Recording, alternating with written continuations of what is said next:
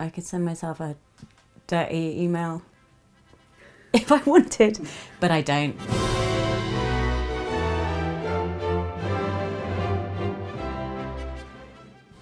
Hi, my name's Sophie Tanner, and 2 years ago I got married to myself. Marrying yourself is an expression of self-love, and it's a commitment to love yourself and be responsible for your own happiness for the rest of your life. Because I think in our culture, you know, there's so much emphasis on finding the one, and being single is a valid lifestyle option these days. Not everyone should just behave according to these milestones that are just kind of really quite outdated. The wedding was spectacular. I had about 15 bridesmaids all dressed up in different colours, and we all processed through the Pavilion Gardens dancing to Kendrick Lamar's I Love Myself.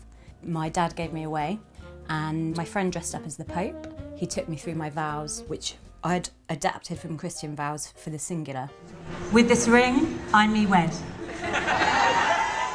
In sickness and health, till death do you part. Basically, I had an after party back here. I think there was about 8 of us consummating it, and there was a lot of red wine spilt, and we played Twister, and I snapped a hamstring, and we stayed up till dawn. So that's how I consummated it. It wasn't sexual that night. My proposal happened when I was in bed, recovering from a really bad breakup. I've had instances in my life where, you know, I've poured everything into someone else and allowed who they were to affect my moods and my happiness. But I was lying in bed and suddenly the sun was coming through the window, and I realised that I had myself back and that I felt happy again. And I wondered if it was possible to celebrate this moment. I suppose I didn't say, Sophie, will you marry me? But that was my proposal to myself. I thought, I want to marry myself. No, absolutely not. It's not an option, because I promised to love and care for myself until death. Divorce is suicide, as far as I'm concerned.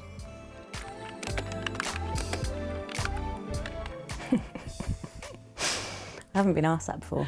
I don't send myself nudes of myself, but I do stand in front of the mirror naked, so that's kind of like it. When you're on your own, people always assume, or they try and push people on you, you know, oh, why are you still single? But you look so good, I don't understand. And like, you know, a lot of the time it's assumed that it's not your choice. You forget that that's how society still views things. But now I just say, I married myself and I'm really happy, so that's great.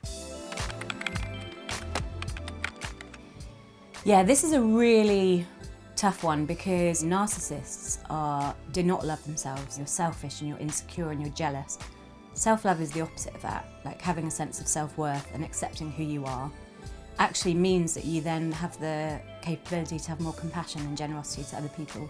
They're on completely opposite ends of the scale, in my opinion. Most people get married for attention in front of their family and friends. They do it so that their loved ones like clap and say, yay, we're really happy for you.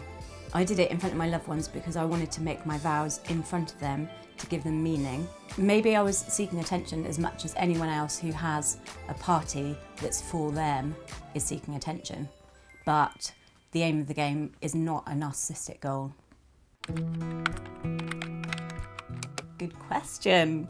I reflect a lot on solitude and loneliness and the difference between them. And I think society has got a massive problem with loneliness. There's loads and loads of elderly people behind closed doors who don't see people for weeks on end.